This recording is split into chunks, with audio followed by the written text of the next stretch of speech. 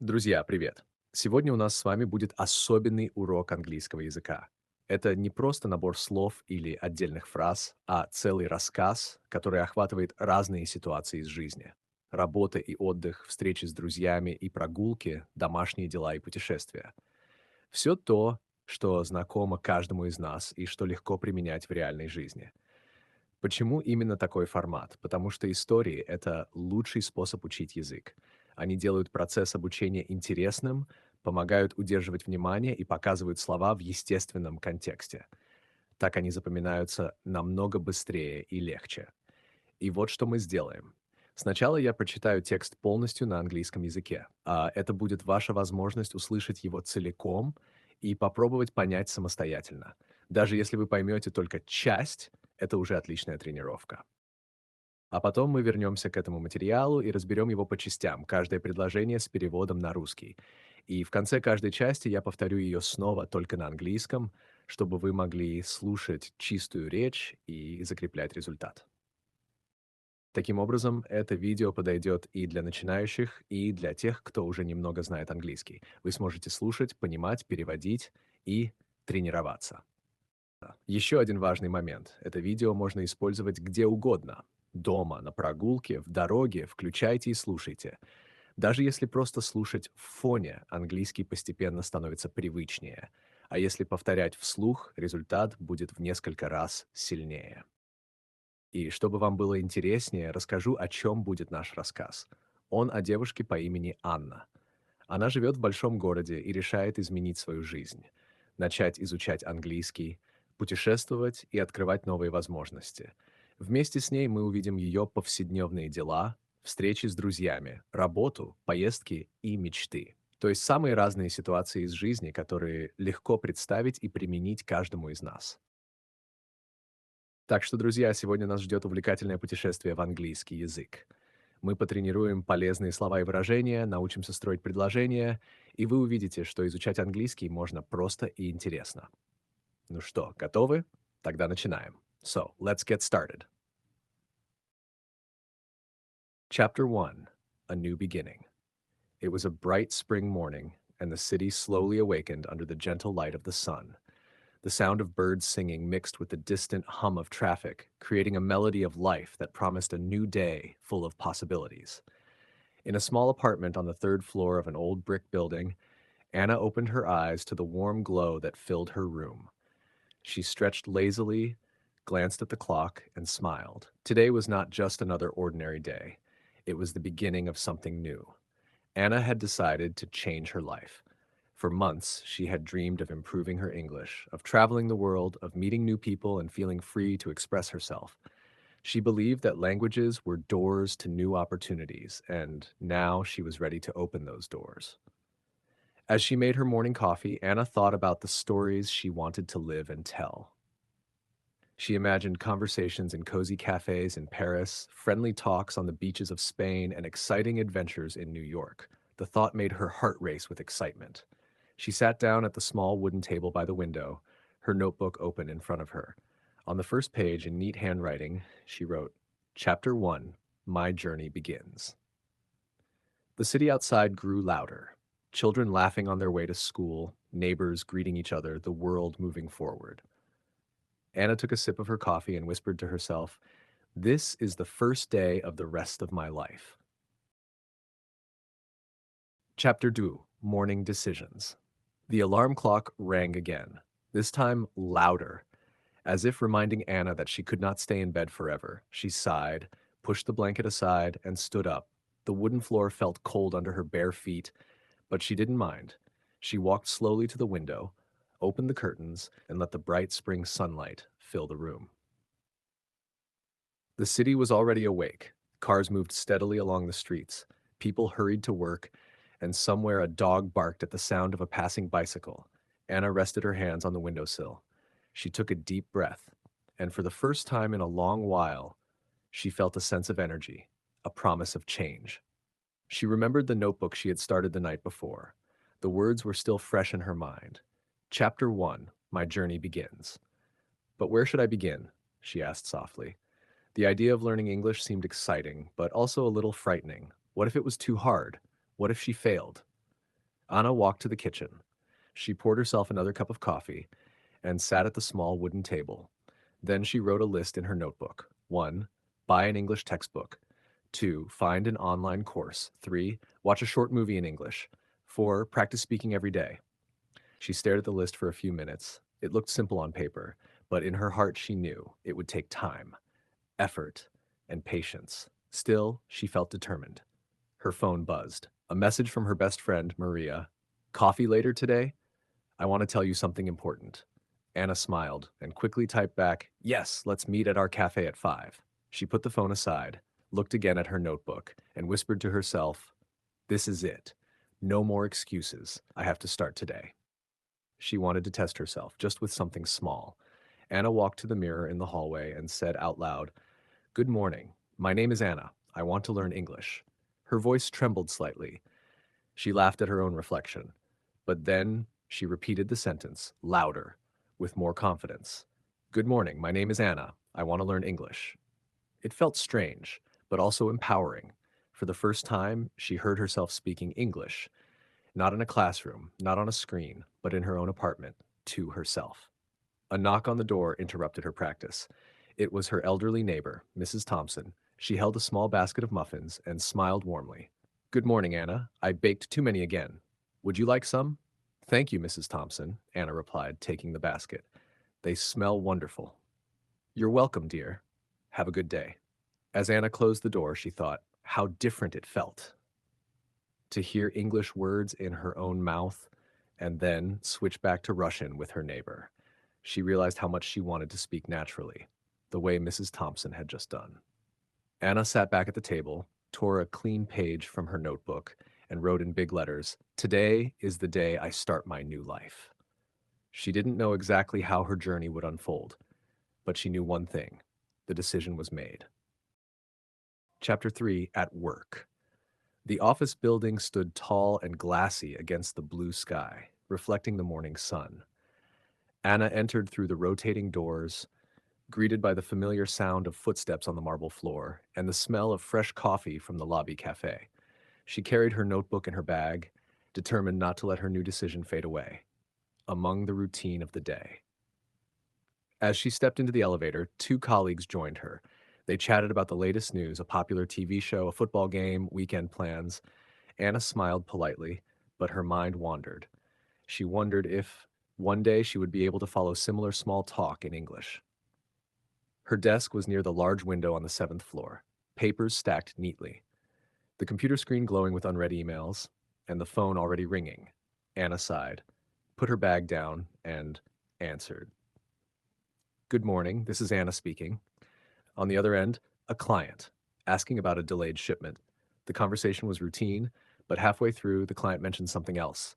Next week, an international partner would join the project. He doesn't speak Russian, the client explained, but he'll be here to discuss everything. Anna froze for a second. International partner? No Russian? She wrote down the details quickly, nodded, ended the call, then sat back in her chair, staring at the notebook hidden in her bag. This is it, she thought. This is why I need English, not just for dreams of travel, but for my work, for real life. At lunch, she joined her colleagues in the cafeteria. The room buzzed with conversations, the clinking of trays, and the smell of soup and freshly baked bread.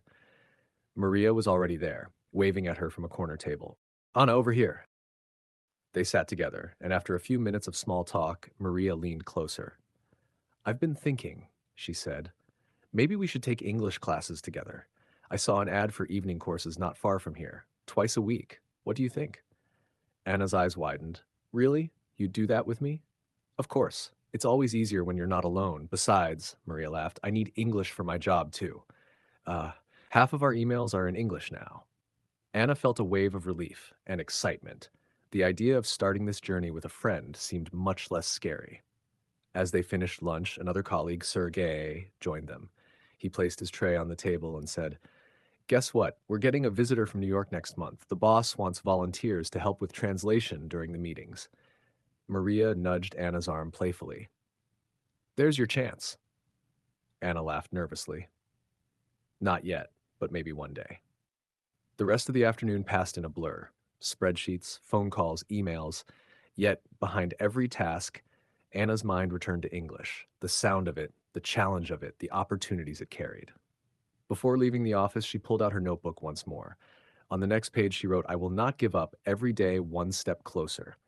As she packed her things, Maria passed by her desk. "Don't forget, tonight at 5, our cafe," she reminded her. "I'll be there," Anna said with a smile. Walking out of the office, Anna felt tired, but strangely happy. The day had been ordinary in many ways, yet it carried a spark of change. For the first time, she saw how her personal dream connected with her professional life, and that gave her even more strength to keep going.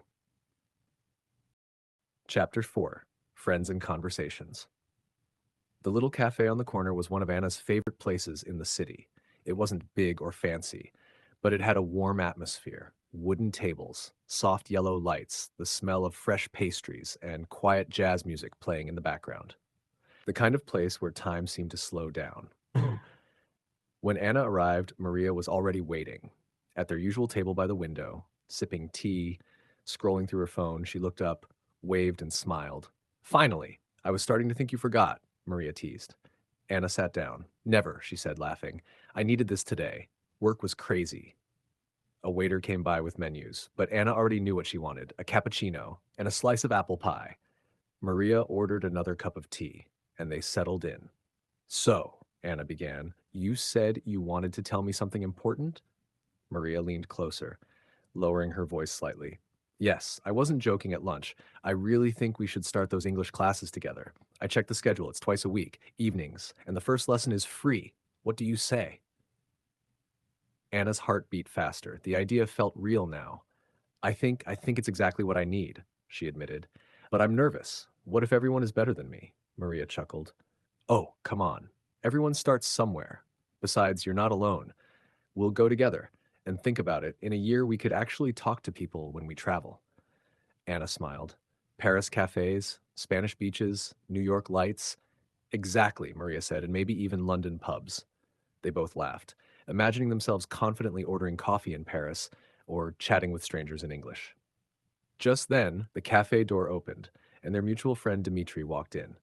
Tall, cheerful, always full of stories. He spotted them immediately and came over. "Ladies, what a surprise," he said, pulling up a chair.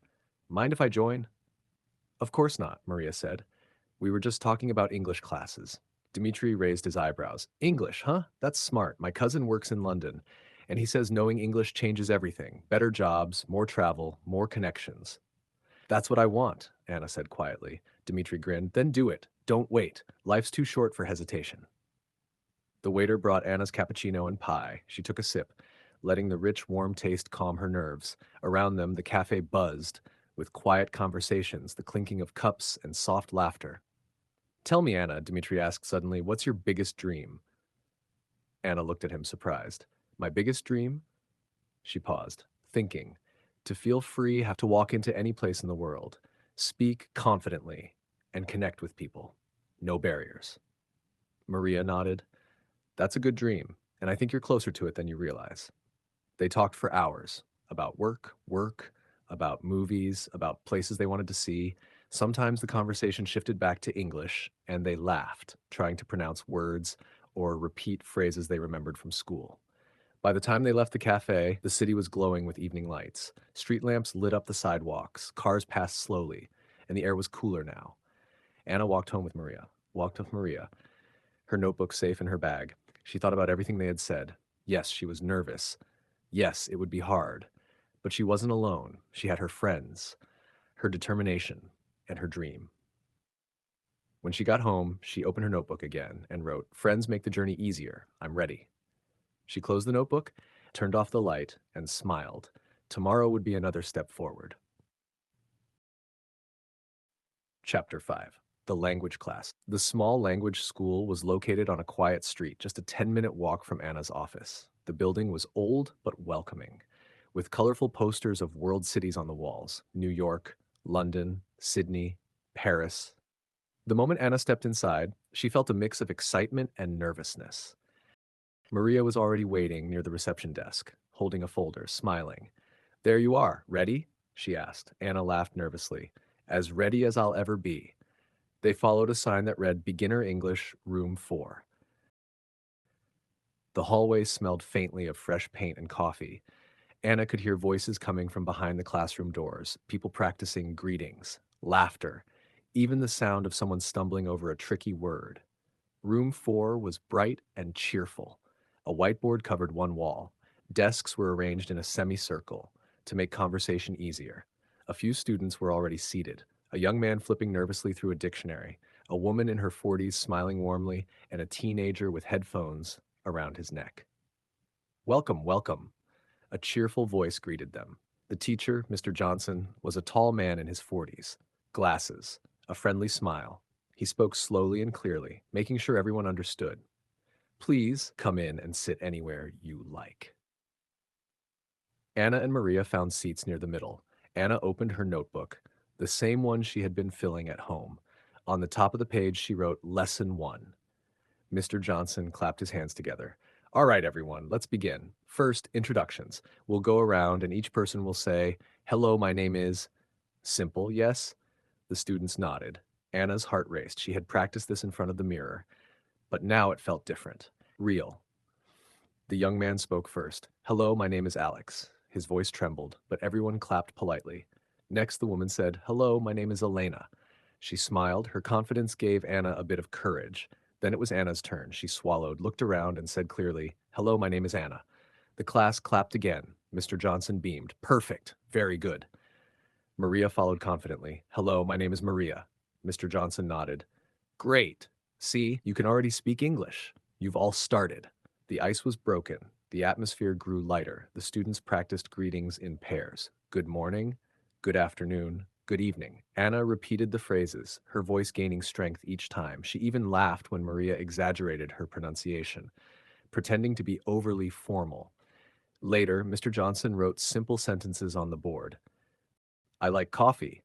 I have a cat. Now, he said, make your own sentences. Anna hesitated, then wrote in her notebook, I want to learn English. Slowly, she raised her hand and read it aloud. Mr. Johnson smiled warmly. Excellent, Anna. That's the best sentence of all. The class ended after an hour, but the time had flown by. Students lingered to chat, some in broken English, some in Russian, laughing, encouraging each other. As Anna and Maria walked out into the cool evening air, Anna felt lighter, almost glowing. That wasn't so bad, Maria said. Actually, it was fun. Anna nodded. Yes. And for the first time, I believe I can really do this. She opened her notebook once more, standing under the streetlight, and wrote, Lesson 1 complete. The journey has begun. Chapter 6, New Challenges. The second week of classes began with heavy rain. The sky was gray, the streets were wet, and people hurried with umbrellas, splashing through puddles. Anna arrived at the language school, feeling less confident than before. The excitement of the first lesson had faded, and reality was setting in. Inside room 4, the atmosphere was the same cheerful one, but Anna's mood was different. Mr. Johnson was already writing new vocabulary on the board. Yesterday, today, tomorrow, next week, last month. Today we'll practice talking about time, he said.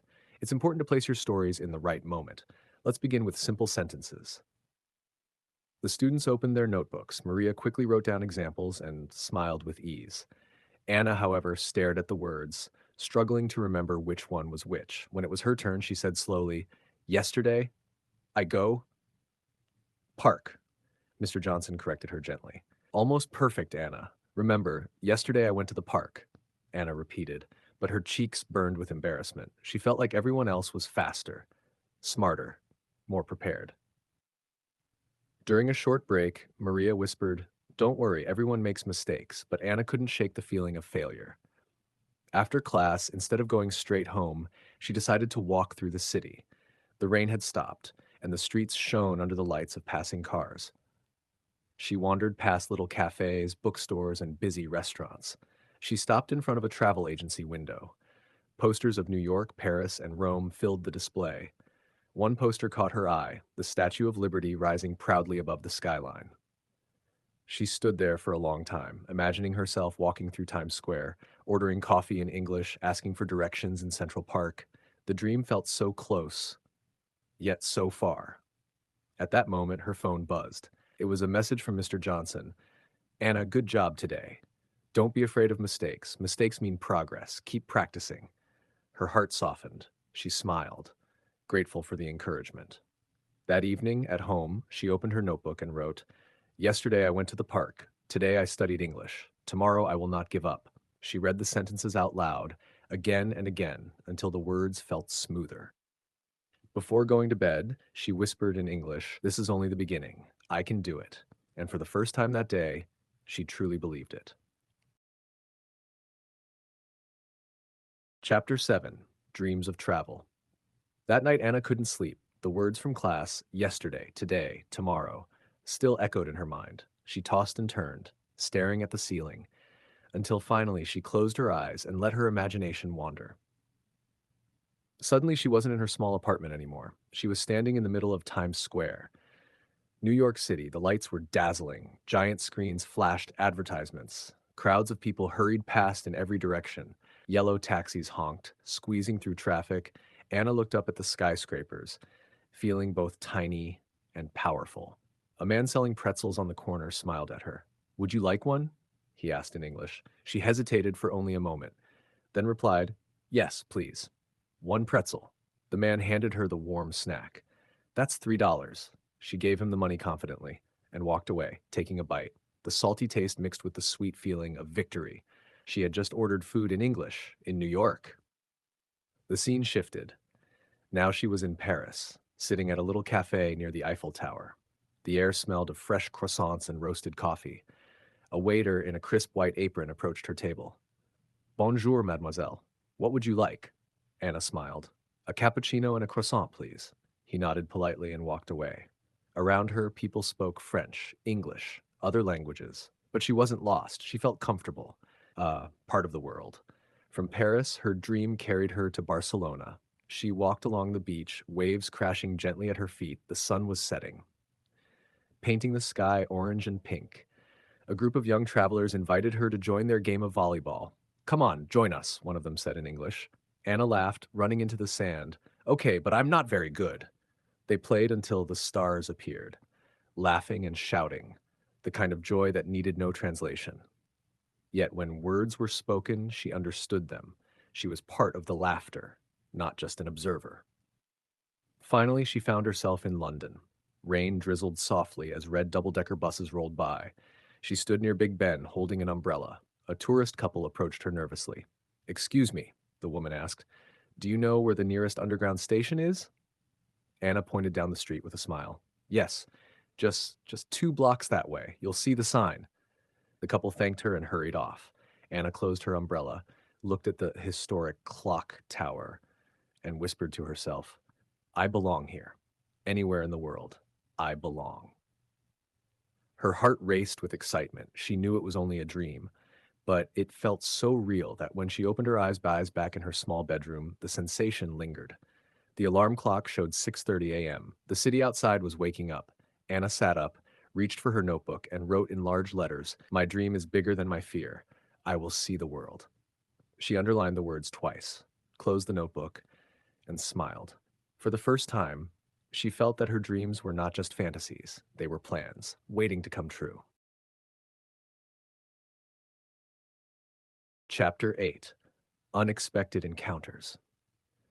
It was Saturday morning, and the city was alive with its usual weekend rhythm. Families strolled through the park, children chased each other near the fountain, street musicians played soft tunes on guitars. Anna decided to spend her morning walking instead of staying home. She carried her notebook in her bag, just in case she wanted to write down a new thought or phrase. She bought a cup of coffee from a kiosk and sat down on a bench near the playground. The sun was warm, the air was filled with the smell of fresh grass. She opened her notebook and wrote, Today I will be brave. At that moment, she noticed a man nearby. He looked confused, tall, wearing a backpack, holding a city map that seemed far too large for him to manage. He turned it one way, then another, frowning. Finally, he glanced around, clearly lost. Anna's heart skipped a beat when he walked toward her. Excuse me, he said in clear English. Do you know how to get to the art museum? For a second, Anna froze. This was it, a real chance. Her mind went blank. Her coffee cup trembled in her hand. She wanted to answer, but the words seemed to disappear. The man smiled politely, waiting. Anna took a deep breath. Be brave, she reminded herself. Then slowly, yes, art museum, it's close. Go straight, then left, 2 streets. The words came out broken, but the man's face lit up. Ah, I see. Thank you so much. Anna smiled nervously. You are welcome. He waved and walked away. Map folded under his arm. Her heart was still racing, but she felt like she had just climbed a mountain. She had done it, spoken English to a real person. It wasn't perfect, but it was real. Later that afternoon, she met Maria at the cafe. You won't believe what happened, Anna burst out, hardly able to sit still. Maria raised an eyebrow. What? Did you win the lottery? Better, Anna laughed. I spoke English to a tourist. He asked me for directions, and I answered. Maria's eyes widened. No way, what did you say? Anna repeated her directions, blushing a little. It wasn't perfect, but he understood me. He thanked me. Maria clapped her hands together. Anna, that's amazing. That's exactly what you need. Practice in real life. Anna nodded, her smile growing. Yes, for the first time I felt free, like all my practice wasn't just for nothing. That night, back at home, Anna opened her notebook and wrote in big, bold letters, Today I spoke English. It was real. I can do this. She underlined the sentence 3 times, then closed the notebook with a satisfied sigh, and as she lay in bed, she whispered to herself, Next time I'll say even more. Chapter 9. Moving Forward. The days after Anna's first conversation with the tourist felt different. She walked through the city with a lighter step, noticing people's faces, the sound of different languages around her, and the possibilities hidden in every moment. For the first time, she believed that her dream was not impossible. At work, Anna began to notice English everywhere. In emails, on posters, in the news articles her colleagues shared. Instead of skipping those parts, she started reading them carefully, looking up words she didn't know. Her notebook quickly filled with new vocabulary: challenge, improve, confidence, opportunity. She repeated them during coffee breaks, whispering under her breath. One evening, Maria invited her over. Movie night, he announced, waving a DVD. And guess what? We're watching it in English with subtitles. Anna hesitated, but Maria was insistent. They made popcorn, sat on the couch, and pressed play. At first, the words sounded too fast, like waves crashing against her ears. But slowly, she began to catch phrases. I don't know. Let's go. Are you ready? Every time she recognized something, her heart leapt. She and Maria laughed, paused to repeat lines, even tried to mimic the actors' voices. By the end of the evening, Anna felt exhausted, but proud. See, Maria said, grinning, you understood a lot more than you think. Another night, Anna decided to listen to music in English while cooking dinner. She searched for popular songs, printed the lyrics, and sang along quietly in her kitchen. At first, her pronunciation felt clumsy, but the rhythm of the music made it easier. She realized she was learning not just words, but also how they flowed together. By the end of the week, she had developed a small routine, watching at least 10 minutes of an English movie or show, listening to one English song and singing along, writing 3 new words in her notebook every day. One Saturday morning, she sat in a cafe, notebook open, sipping coffee, practicing sentences. A stranger at the next table noticed and smiled. Are you learning English? He asked in Russian with a foreign accent. Anna's eyes widened. Yes, she answered, then added carefully in English, I am learning English. The man nodded approvingly. Good job, keep going. That simple encouragement from a stranger filled her with motivation. Later that night, Anna stood in front of her mirror again. She spoke out loud, this time in full sentences. My name is Anna. I live in a big city. I want to travel the world. I study English every day. Her reflection smiled back at her, and she realized that the words no longer felt foreign. They felt like hers. Before going to bed, she opened her notebook and wrote, Step by step, I'm moving forward. English is becoming part of my life. She closed her eyes with a peaceful heart, ready for the next challenge.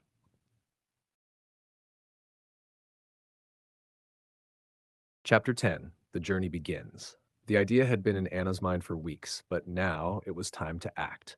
One evening, she sat at her desk, laptop open, browsing flights to Europe and the United States. Her hands trembled slightly as she clicked through the websites. Paris, London, or maybe New York? Each destination seemed both thrilling and terrifying. Finally, she stopped at a picture of New York's skyline, the Statue of Liberty standing tall. The Empire State Building lit up against the night sky. Anna's heart raced. This is it, she thought. This is where I need to go. With a deep breath, she selected her dates, entered her information, and clicked Book Now. The confirmation email arrived seconds later. She stared at the screen, unable to believe it. She was really going. The next day, she told Maria over lunch, "You did what?" Maria nearly dropped her fork. "I bought a ticket to New York," Anna said, half excited, half nervous. Maria's eyes widened. "That's incredible. When?" "Next month. I want to give myself time to prepare." Maria leaned across the table, her voice full of admiration. "Anna, this is huge. I'm so proud of you." At home, Anna began her preparations. She bought a small travel guide in English, highlighting phrases she thought would be useful. How much does it cost? Where's the subway station? I would like a coffee, please. She practiced them out loud, sometimes laughing at herself, sometimes feeling a rush of confidence.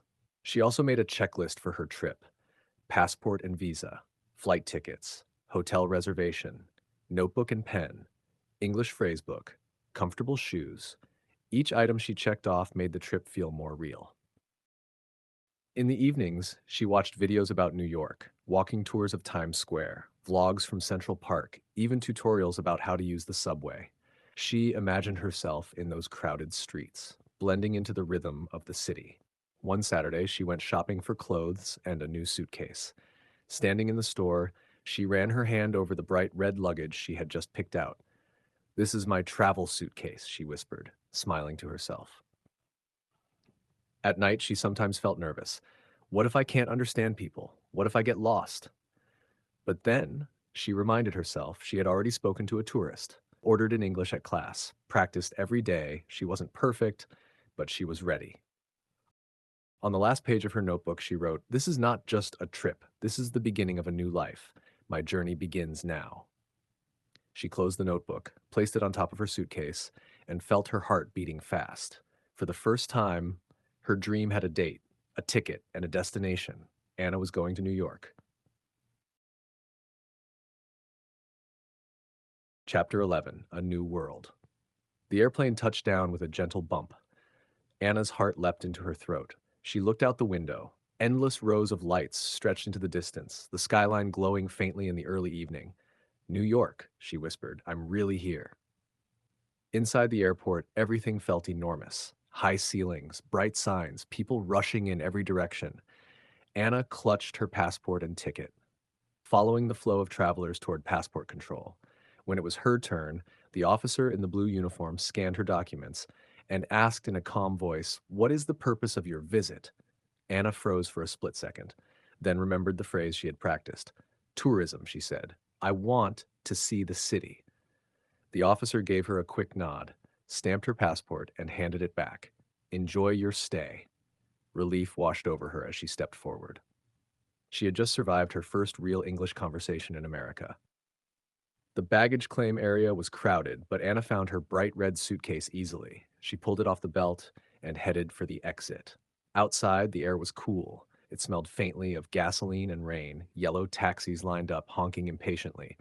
She approached the driver nervously. "Hello, can you take me to Midtown, please?" The man nodded, opening the trunk. "Sure thing, hop in." As they drove, Anna pressed her face to the window. The city unfolded around her, endless highways, billboards glowing in neon colors, and finally the skyline rising higher and higher until it filled her entire view. Skyscrapers sparkled against the darkening sky. Her hotel was modest but comfortable, located just a few blocks from Times Square. After checking in, she went straight to her room, dropped her suitcase, collapsed on the bed. Her heart was still racing. She had made it through the airport, spoken to people, arrived safely. She had really done it. But the city outside was calling. Anna freshened up quickly and stepped outside. The streets buzzed with life. Street performers played music. Tourists posed for photos. Food vendors shouted their menus. She stood in the middle of Times Square, surrounded by flashing screens and billboards, her mouth slightly open in awe. A young woman approached her, smiling.